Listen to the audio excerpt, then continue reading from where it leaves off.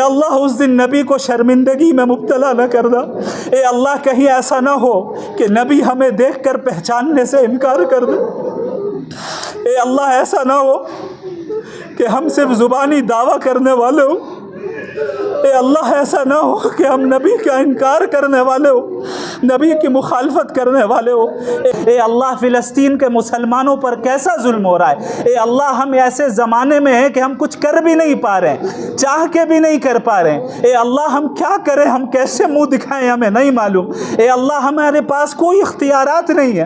اے اللہ ہم بولنے اور دعا کرنے کے علاوہ کچھ کر نہیں پا رہے ہیں۔ اے اللہ ہم اپنے بچوں کو تڑپتے ہوئے بلکتے ہوئے ویڈیوز میں دیکھ رہے ہیں۔ اے اللہ اپنی عورتوں کو ہم دیکھ رہے ہیں کہ کیسے ان کی عزتیں لوٹی جا رہی ہیں۔ اے اللہ ہمارے نوجوانوں کو کس طرح شہید کیا جا رہا ہے۔ اے اللہ تیرے علاوہ اس وقت ان کی حفاظت کرنے والا کوئی نہیں۔ اے اللہ ہم تمام اسلامی حکام کی شکایت آپ سے کرتے ہیں۔ اے اللہ ہر اس حاکم کی پکڑ فرما، ہر اس حاکم کی پکڑ فرما جو اس امت کو اس طرح قتل عام میں مبتلا کرتے ہوئے دیکھ رہا ہے لیکن وہ آگے نہیں بڑھ رہا۔ اے اللہ پھر سے صلاح الدین ایوبی کو پیدا فرما۔ اے اللہ پھر سے عمر بن خطاب کو پیدا فرما۔ اے اللہ پھر سے خالد بن الولید کو پیدا فرما۔ اے اللہ وہ ابو بکر والی حمیت اور غیرت ہمارے اندر پیدا فرما جب ابو بکر نے فرمایا تھا اَيُنْقَصُ الدِّينُ وَأَنَا حَيٌّ کہ میرے جیتے جی دین میں کمی پیدا ہوگی۔ اے اللہ آج آپ کے دین میں کمی پیدا ہوئی اور ہم بیٹھے ہیں، ہم ہاتھ پہ ہاتھ رکھے بیٹھے ہیں، ہم دین کی مخالفت کر رہے ہیں، آپ کے احکامات کی مخالفت کر رہے ہیں اور بڑے فخر سے اپنے نبی کی طرف نسبت کر رہے ہیں۔ اے اللہ ہم جانتے ہیں یہ نفاق کی علامتیں ہیں، ہم جانتے ہیں کہ یہ منافقانہ صفات ہیں۔ اے اللہ ہم کمزور ہیں، تو اپنے فضل سے ہمیں قوت بخش۔ اے اللہ اپنے فضل سے ہمیں قوت بخش۔ اے اللہ ہمیں گمراہی سے بچا لے۔ اے اللہ مسجد اقصیٰ کو آزاد فرما۔ اے اللہ مسجد اقصیٰ کو آزاد فرما۔ اے اللہ مسجد اقصیٰ کو آزاد فرما اور تمام مظلوم مسلمانوں کی مدد فرما۔ اے اللہ ملک بھارت کے مسلمانوں کی مدد فرما، انہیں ظالموں کے ظلم سے بچا، بالخصوص جموں کشمیر کے مسلمانوں کی حفاظت فرما۔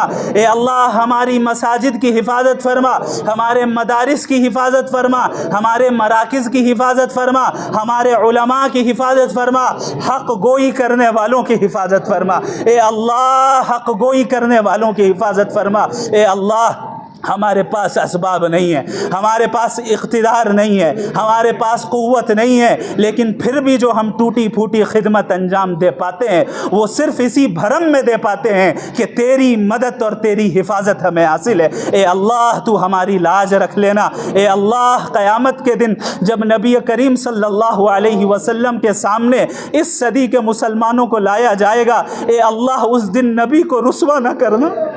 اے اللہ اس دن نبی کو شرمندگی میں مبتلا نہ کرنا۔ اے اللہ کہیں ایسا نہ ہو کہ نبی ہمیں دیکھ کر پہچاننے سے انکار کر دے۔ اے اللہ ایسا نہ ہو کہ ہم صرف زبانی دعویٰ کرنے والے ہوں۔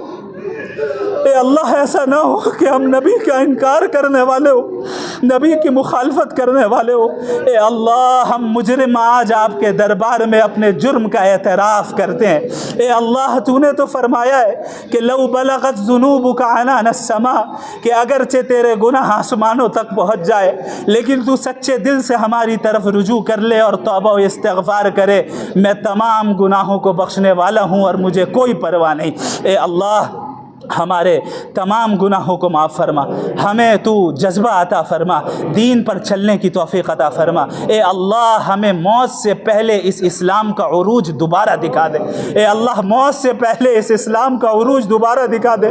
اے اللہ اب آنکھیں ترس رہی ہے، اب آنکھیں ترس رہی ہے اس اسلام کو عروج پر دیکھنے کے لیے۔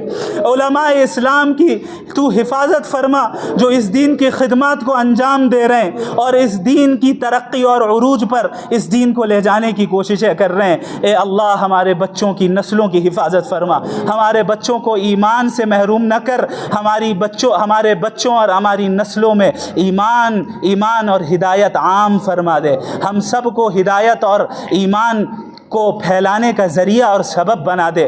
اے اللہ ہم قیامت کے دن کی ہولناکیوں سے پناہ چاہتے ہیں، اے اللہ قبر کے عذاب سے پناہ چاہتے ہیں، اے اللہ زندگی اور موت کے فتنوں سے پناہ چاہتے ہیں، اے اللہ ہم دجالی فتنوں سے پناہ چاہتے ہیں، اے اللہ ہمیں حق بنا کر دکھا اور اس کی اتباع کرنے کی توفیق عطا فرما، اور باطل بنا کر دکھا اور اس سے اجتناب کرنے کی توفیق عطا فرما۔ اے اللہ ہم سے ہدایت نہ سلب کر لینا، ہمارے اعمال کے نتیجے میں ہماری پکڑ نہ فرما دینا، بلکہ تو ہماری مغفرت فرما اور ہمیں جہنم کی آگ سے نجات عطا فرما۔ اللہم اجرنا من النار، اللہم اجرنا من النار، اللهم أجرنا من النار وأدخلنا الجنة مع الأبرار، وأدخلنا الجنة مع الأبرار، وأدخلنا الجنة مع الأبرار يا عزيز يا غفار۔ سبحان ربك رب العزة عما يصفون وسلام على المرسلين والحمد لله رب العالمين۔